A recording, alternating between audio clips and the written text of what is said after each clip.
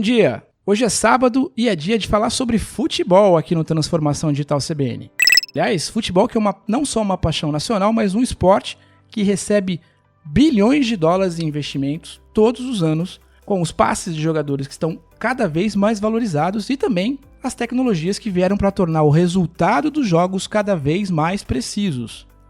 Essas inovações estão desde os detalhes dos uniformes dos jogadores, com palmilhas nas chuteiras que absorvem maior impacto e bolas com chips que indicam, junto com a tecnologia da linha de gol, se ela entrou para marcar ponto ou não, até monitoramento cardíaco com um sistema de GPM implantado nas camisas. Para me ajudar um pouquinho sobre como essas mudanças todas e seus impactos influenciam diretamente o esporte, eu convidei o jornalista esportivo Andrei Matos, apresentador da Tribuna News do Jornal Tribuna de Petrópolis, comentarista dos programas Manhã 10, Pixel Nerd, da rede Petrópolis de TV e host do podcast The Dudes. Meu caro, seja muito bem-vindo ao Transformação Digital CBN. Transformação Digital CBN Campinas. Apresentação Samuel Leite. Samuel, obrigado aí pela oportunidade de estar aqui junto contigo, falando aí para essa galera da CBN no Transformação Digital. Hoje, né, trazendo a tecnologia para o universo dos esportes, principalmente para o futebol, né, cara, que tá tão presente na nossa vida, tá tão presente no nosso dia a dia, principalmente, né, para o pessoal de Campinas, tendo aí dois grandes times e uma rivalidade muito grande, mas eu acho que isso traduz para o Brasil inteiro. Então hoje a gente vai conversar um pouquinho sobre isso, porque tem muita coisa, né, e esse ano de 2019, principalmente um dos agentes, né, do futebol brasileiro, um dos principais agentes aí, foi uma tecnologia que a gente vai abordar no decorrer desse programa. Bom, é exatamente sobre isso que eu queria te falar. Eu até quando a gente estava começando aqui a produzir essa pauta, eu estava refletindo um pouquinho sobre como se deu essa evolução. Eu sou do tempo que talvez o único avanço tecnológico, por assim dizer, que a gente tinha, era a gente como espectador, né, quem estava ali por trás, quem estava assistindo o conteúdo pela TV, tinha lá um replay, tinha lá uma linha digital feita na TV para dizer se foi impedimento ou não, mas enfim, de lá para cá muita coisa mudou. Hoje a gente tem a tecnologia protagonizando diversas coisas, mudando o resultado, tornando de fato o resultado dos jogos mais precisos. Mas eu queria ouvir de você como é que você percebe essa evolução como um todo, né? Desses últimos anos para cá, o que mudou e como é que você percebe essa evolução? Cara, assim como a sociedade como um todo, a tecnologia com certeza abraçou o futebol, mas ela abraçou o futebol e o futebol demorou a abraçar a tecnologia, né? Como você falou, principalmente quem tá de fora, assistindo de casa, teve maior acesso à tecnologia no mundo do futebol do que propriamente os jogadores e árbitros e técnicos lá dentro do campo teve a oportunidade de experimentar, né? Tá chegando um pouco tardiamente, porque a gente como espectador, a gente teve a linha do impedimento, nós tivemos uma evolução 3D que mostrava o campo de outros ângulos e você conseguia desenhar ali outras coisas para quem estava assistindo aquele jogo de fora. Nós tivemos também câmeras diferentes, né, mostrando ângulos diferentes dentro do campo. Enfim, essa tecnologia ela veio muito de fora para dentro porque o futebol, né, o universo do futebol, né, ali, tanto os jogadores quanto os técnicos e até os próprios torcedores, eles torcem um pouquinho de nariz para a tecnologia, porque o futebol ele tem muito dessa mística, né, dessa mística de o erro faz parte, aquela dúvida, né, de que a bola pegou na mão, não pegou, o jogador fez falta, não fez falta. Muita gente acaba falando que a tecnologia tira um pouco da graça do futebol. Então, os recursos chegarem dentro do campo, ele demorou um pouco mais, mas agora, vendo, né, os outros esportes aí que a gente tem contato, principalmente, né, vindos dos Estados Unidos, como, por exemplo, a NFL, a NBA, o próprio beisebol também tem muita parte de tecnologia, o futebol, ele meio que acordou, falou, não vai ter como a gente ignorar tudo isso que está acontecendo ao redor da gente, porque acaba que os outros esportes começam a chamar mais a atenção do público jovem, ou então de quem tá chegando agora, porque são conteúdos mais justos, entre muitas aspas, né? A tecnologia ajuda a trazer para o mundo dos esportes uma visão, uma determinação e uma certeza daquilo tudo que está acontecendo muito mais exata, né? Então, assim, os mais apaixonados e os mais antigos torcem um pouquinho de nariz. Mas hoje a gente tem aí diversos recursos que, com o passar dos tempos, cara, eles vão ser fundamentais e vão, com certeza, cair nas graças da galera. Mas, a princípio, demorou a chegar pro futebol aí os recursos tecnológicos que outros esportes já estão utilizando há bastante tempo já. Perfeito. Você tava falando, tava me lembrando de momentos clássicos, assim, do esporte, então não dá pra esquecer, por exemplo, o final da Copa de 86. Foi 86 que foi a Argentina que foi campeão? Não, 82, né? Não, quando a Argentina foi campeão, meu Deus, e agora? O gol das mãos de Deus. Depois a gente vai dar uma googada aí pra descobrir isso aqui. Mas a mão de Deus, que teve o gol da Argentina, né, do Maradona, se eu não me engano foi 86 contra... mesmo. 86, exato. Foi contra a Inglaterra, se eu bem me lembro. E foi um gol de mão do Maradona. Exato. E que deu o título, né, mundial pra Argentina. Então, quer dizer, imagina, isso seria impossível de acontecer hoje. Né, com a tecnologia que a gente tem, poderia ter, evidentemente, um outro desfecho, esse lance. Então, sim. A gente fica dividido também, eu como um cidadão que estou, digamos, no meio termo ali, nessa timeline geracional aí, não sou das antigas, mas também estou longe de ser novinho, eu fico meio... poxa, de fato, existia uma mítica, existia um olhar do tipo, foi Deus que me ajudou a fazer esse gol, como você bem colocou, entre 1 milhão de aspas, de tornar o esporte mais justo e mais preciso.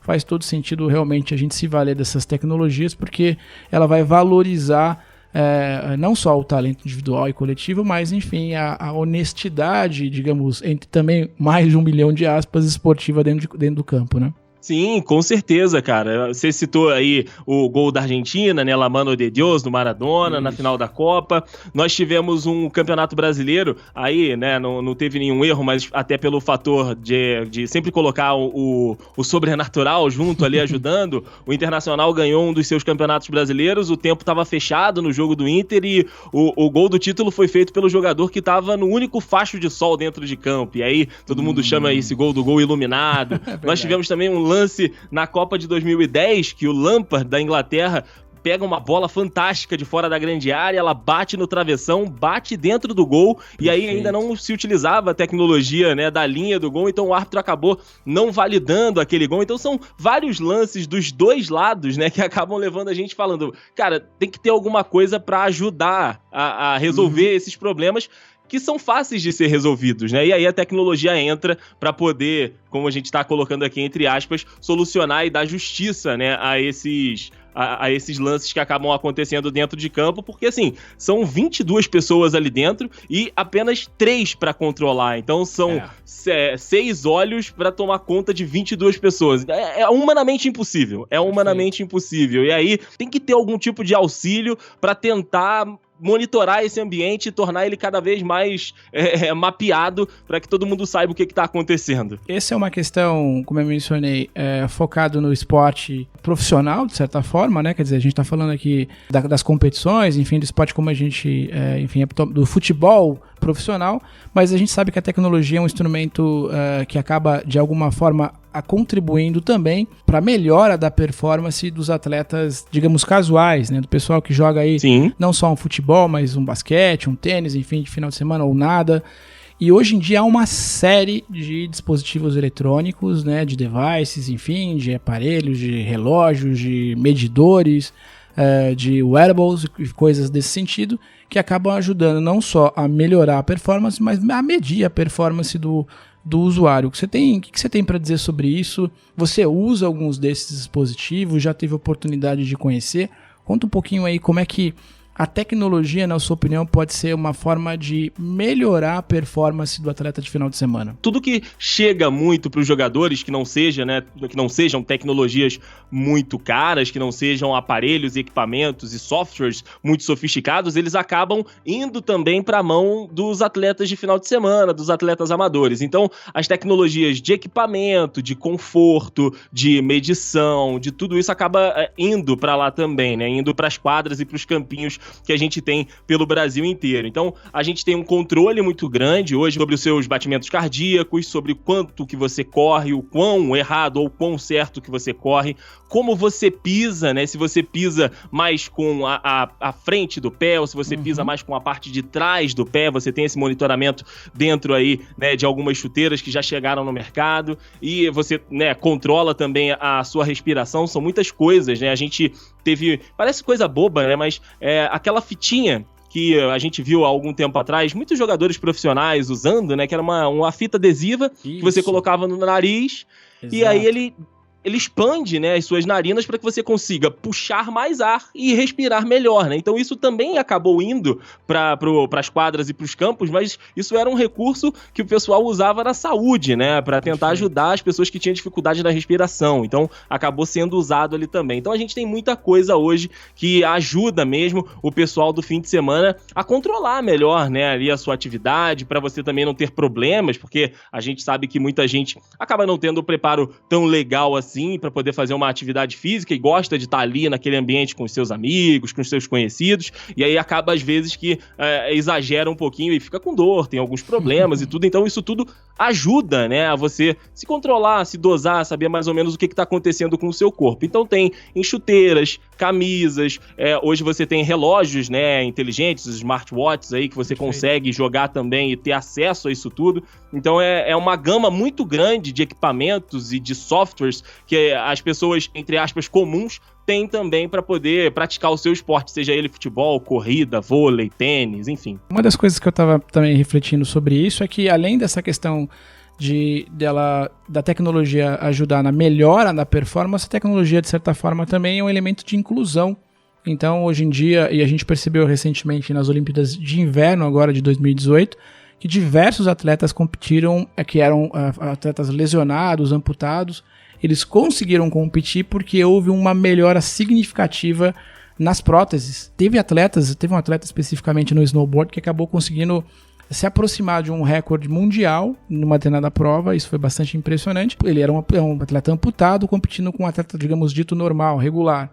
Isso foi bastante impressionante. Quer dizer, a tecnologia também fica com um elemento de inclusão aí que é bastante interessante, né? Com certeza, cara. A gente vê aí diversos setores da nossa sociedade abraçando também esse tipo de iniciativa, né? Colocando a tecnologia dentro do seu escopo, e isso acaba levando, né, oportunidades para aquelas pessoas que, às vezes, você dizia que não teriam mais, né? Que não estavam mais incluídas. A gente tem o futebol, né, de 7 para as pessoas que têm deficiência visual, que também é uma coisa muito bacana de você acompanhar. Então, os recursos todos do campo ali, junto com a bola que tem a sua sinalização, os jogadores que se comunicam entre si e tem esses dispositivos. Então, realmente é uma forma de inclusão, né? A gente sabe que às vezes pode chegar com um valor um pouco acima, mas com a velocidade que a gente tem hoje de evolução das coisas, é uma tecnologia que não é muito acessível.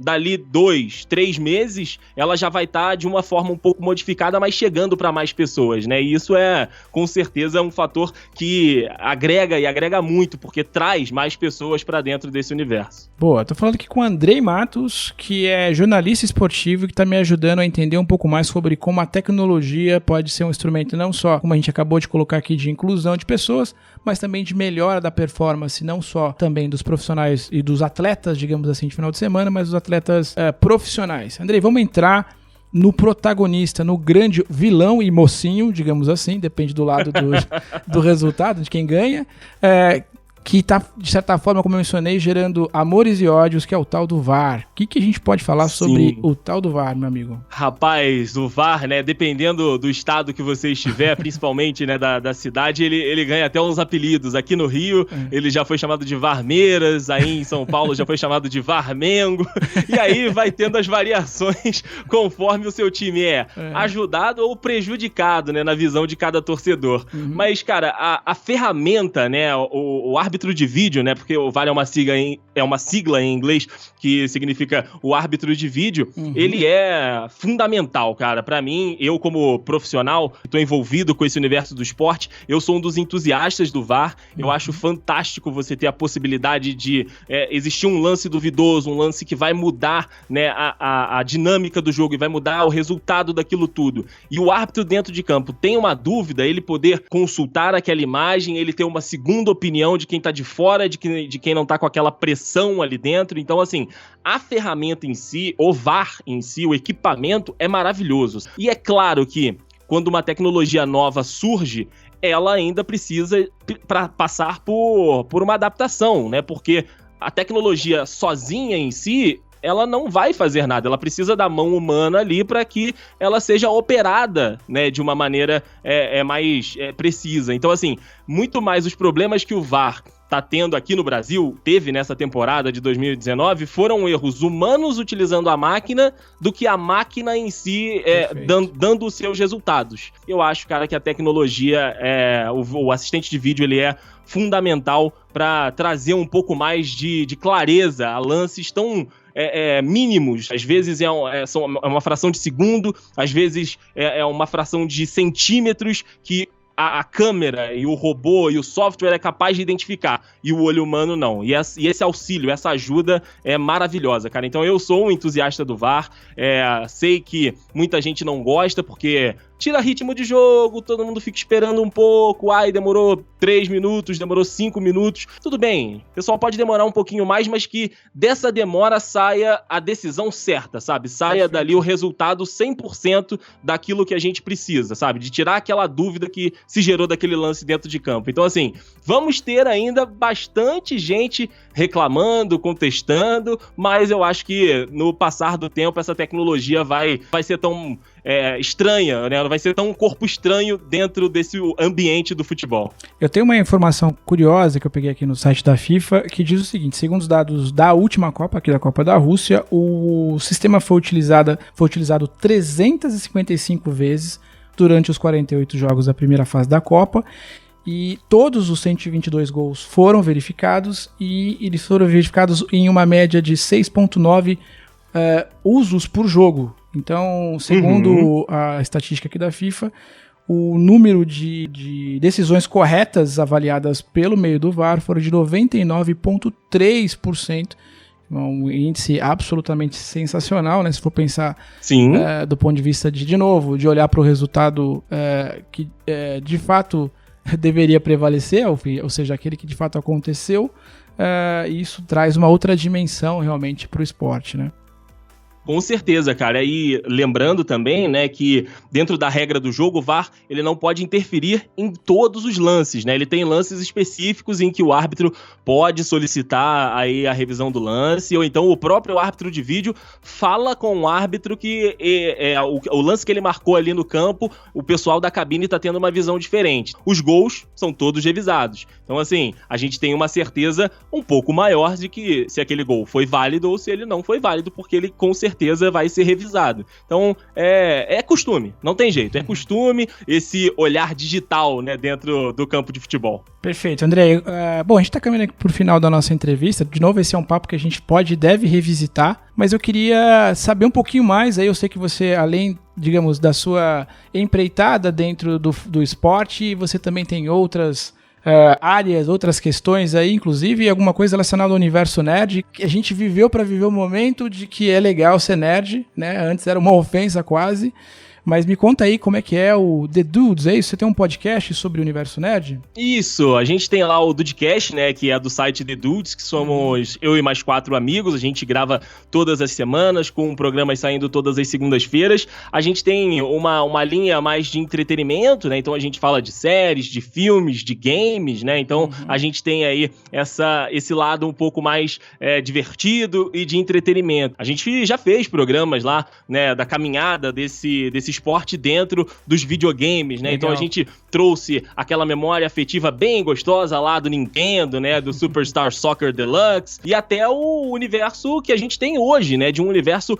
competitivo, que a gente tem aí a Copa do Mundo, né, que a gente tem o Campeonato Brasileiro, que a gente tem a Champions League, tudo de e-futebol, né, que é o futebol dos videogames. Então, são todas essas pautas que a gente acaba abordando lá no Dudecast, cara. Estamos aí na podosfera há 5 anos, Uau. Então a gente já produziu bastante coisa, né, de programas sobre diversos assuntos. Perfeito. Então me dá os links aí, passa pra nossa audiência, Andrei, pra gente, como é que faz pra gente te acompanhar na podosfera, pra conhecer um pouquinho mais do teu trabalho. Beleza, olha, o site, se você quiser entrar lá e conhecer o nosso site, é thedudes.com.br. Nas plataformas de podcast, você encontra a gente como The Dudes também, ou Dudecast, se você estiver aí ouvindo, tanto em aplicativos do Android, no Spotify, também tem na Apple Podcasts, no Google Podcasts, enfim, a gente está nos principais agregadores aqui do Brasil. Então é só você procurar por The Dudes ou Dudecast que você já vai achar a gente. Os programas, né, eles saem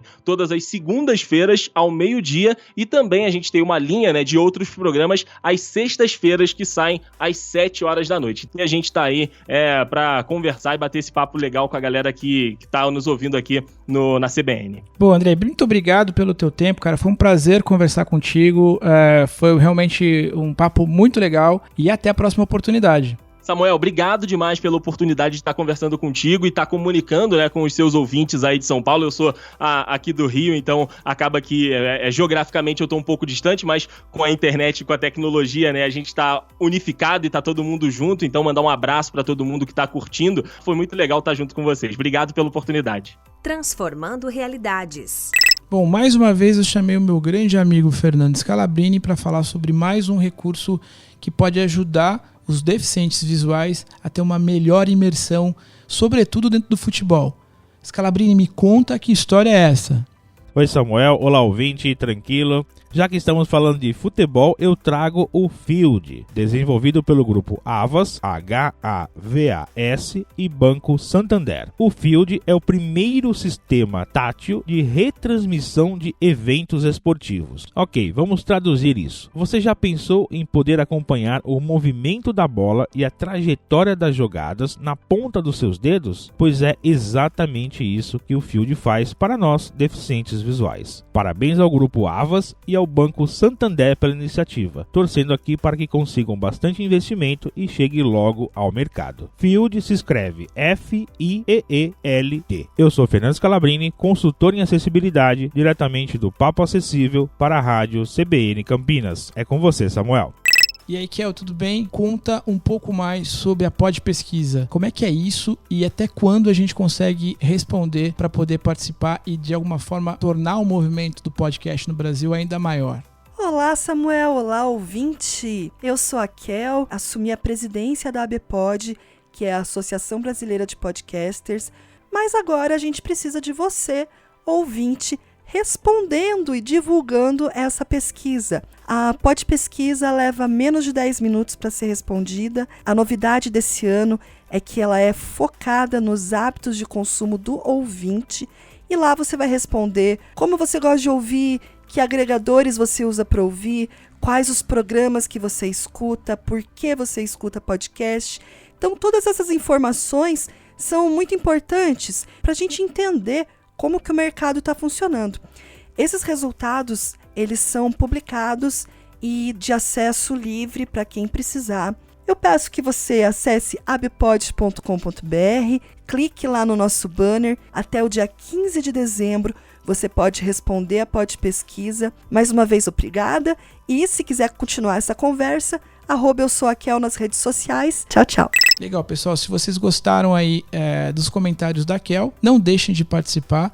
Acesse, como ela bem mencionou aqui, os links para que vocês possam, porque a gente possa ter uma amostragem melhor e mais correta de como anda a cena do podcast nacional. E eu queria aproveitar e fazer um convite para votar no Transformação Digital CBN. Temos pouco mais ainda de 2 ou 3 meses de vida, mas seria legal também contar com o voto de vocês para que a gente comece a aparecer também de alguma forma para as outras pessoas aí na podosfera como um todo. Então valeu, Kel, e valeu, pessoal.